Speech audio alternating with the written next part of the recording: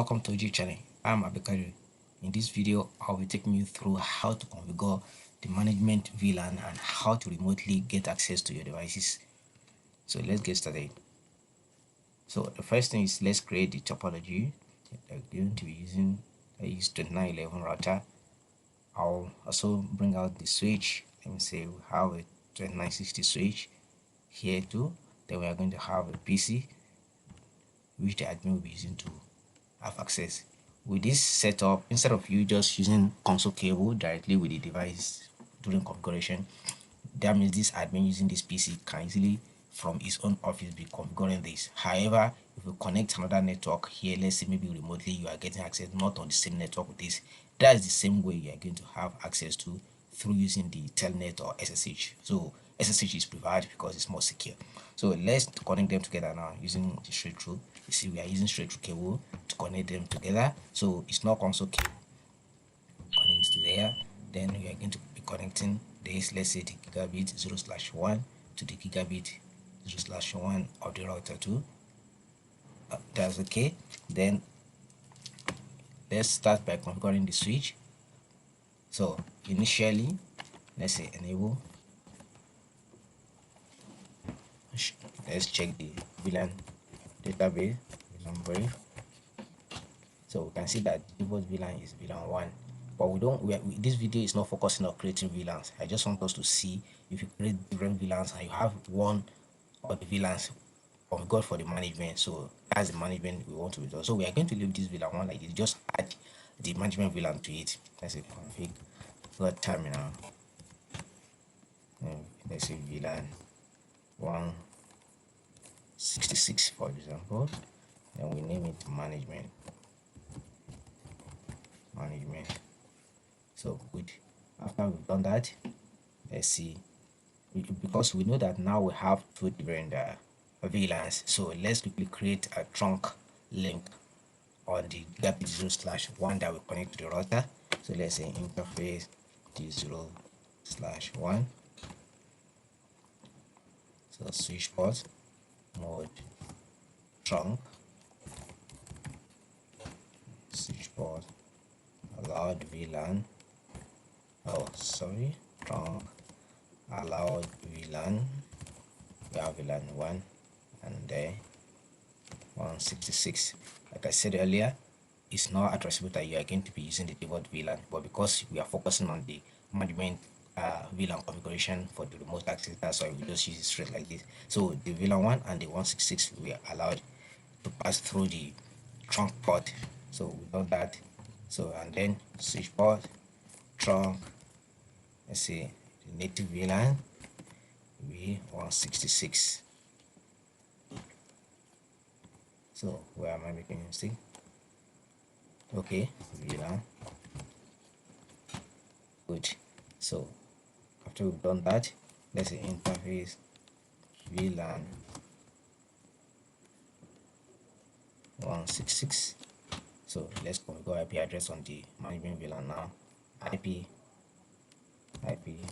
address 192.168.166. let's say 1.255.255.255.0. Okay, we are good. Let's assign one of the interface of the okay, since we are not configuring new VLAN, it's already on VLAN 1 already. So the interface, the interface through which this computer is connected. So good. Then let's move now straight to the router. We don't need a dialog. Let's say no. That's no. Enable. Configure terminal. So we are going to say interface G0/1, no shutdown.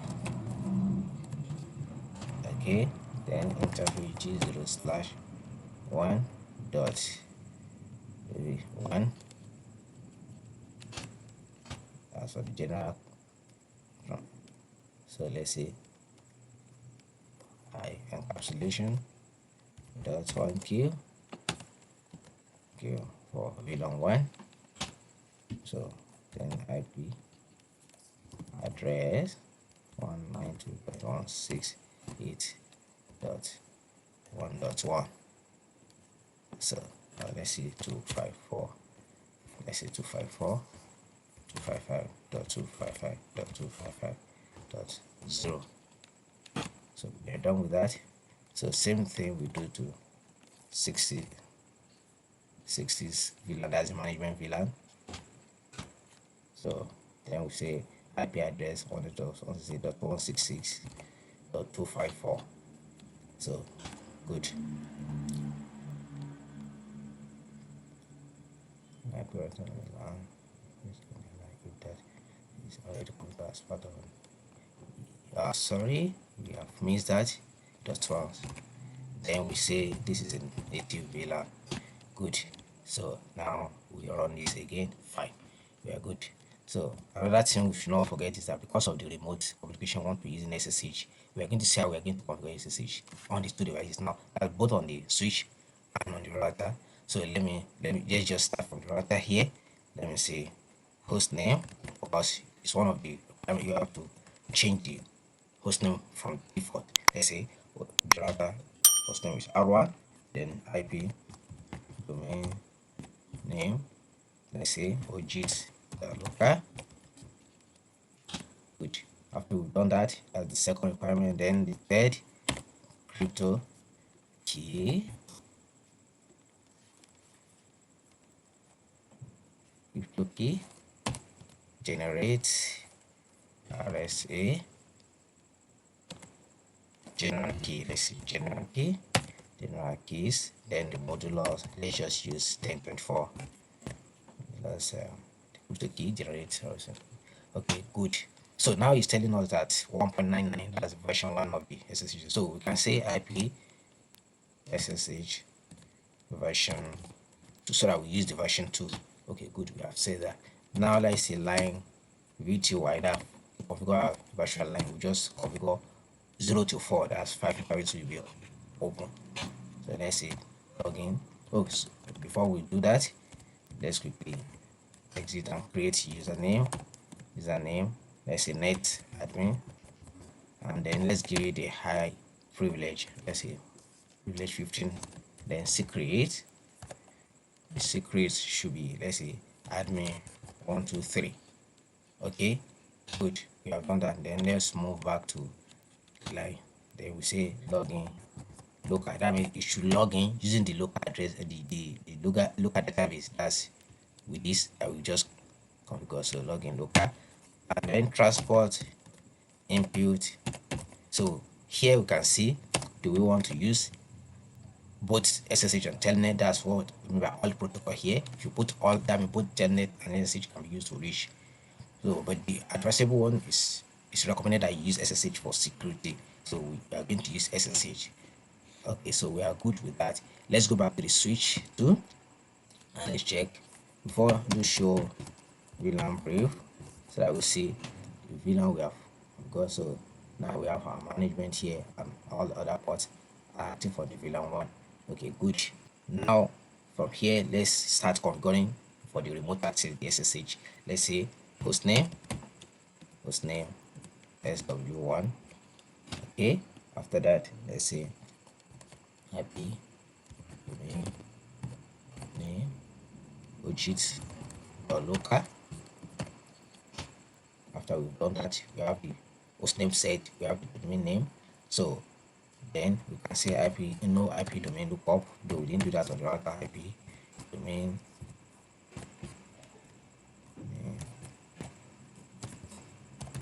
lookup. Okay, good. Then let's proceed to the crypto to set the RSA. Crypto key generate RSA general key. Then using modulars 1024. Good. So one SSH version 1 is obviously IP SSH version 2. So we want to use version 2. Good. After we have done that, line VTY 0 to 4 also. Login. Okay. Good. Transport input. Let's use Telnet for this one, so that we can paste into Telnet. Good. So we have done that, and one thing we have noted is we did not create the username on this username. Let's say same thing, net admin privilege should be 15, then the secret should be Cisco 123. Good. So that is set. After we've done that, let's say Ctrl Z to go back and say copy running config so that we save it to startup config. Do you want to use the startup config as the name? Yes, exactly, that's what we want. Let's go to the router tool and save it. We can use another command here. Okay, without even going to the same to the privilege, we can say do write memory. So saved. So you can use any of the two, maybe the old command, that's the do the write memory, or the newer one on Cisco. Let's say that is the copy running to startup. So after we've done that, good. Let's now go to the PC now and set up the IP address of the PC. Let's have 192.168.10. Okay, .1. Let's say 10. So that it belongs to the VLAN 1. Then let's copy this. Its own default gateway maybe is .1. So let's see. Let's quickly run through this to check.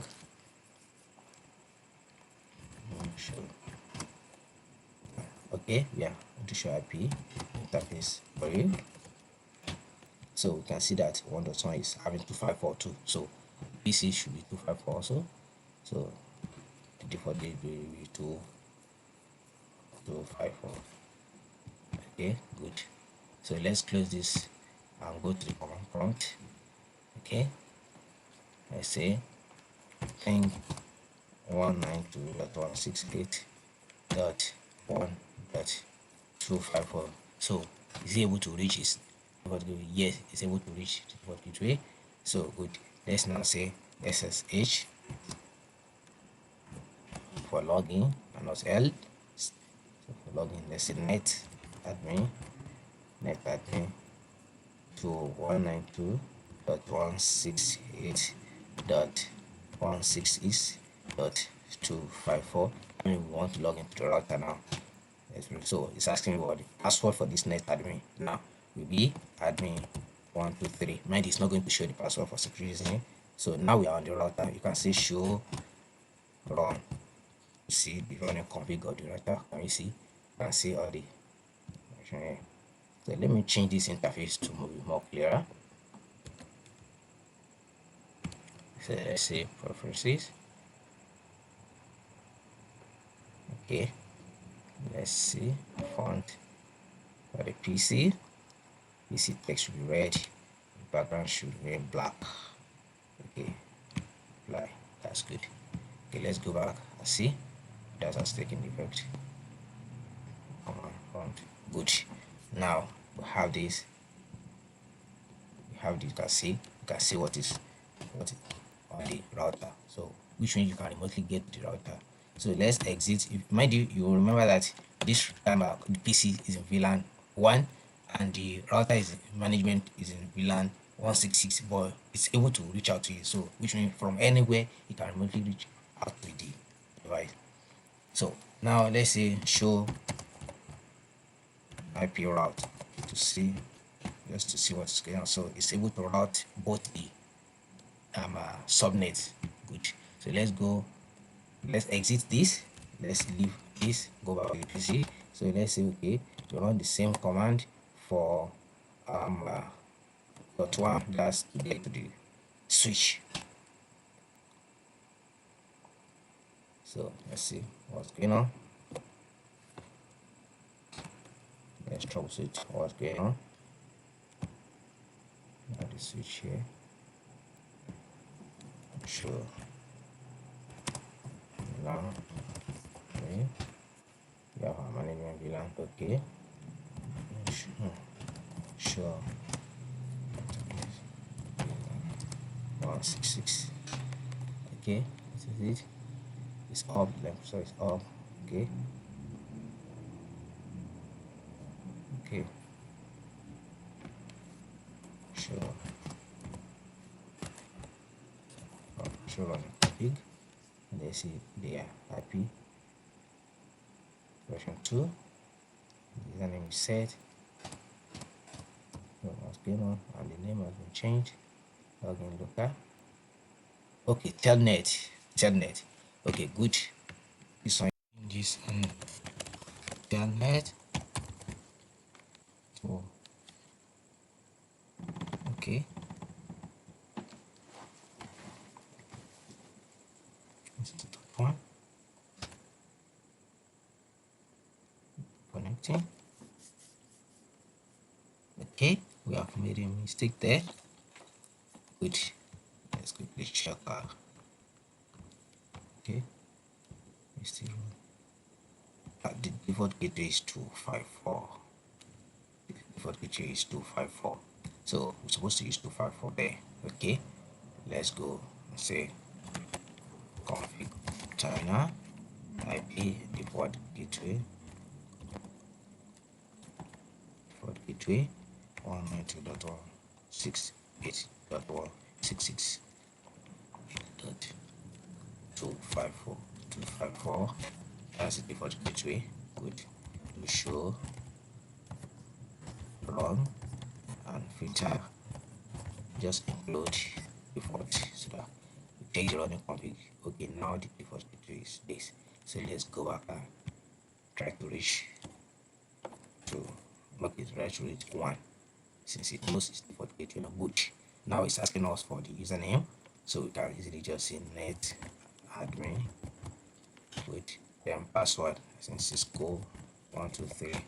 Now we are on to the switch to show run. You can see now.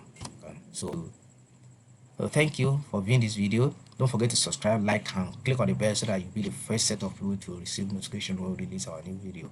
Bye for now.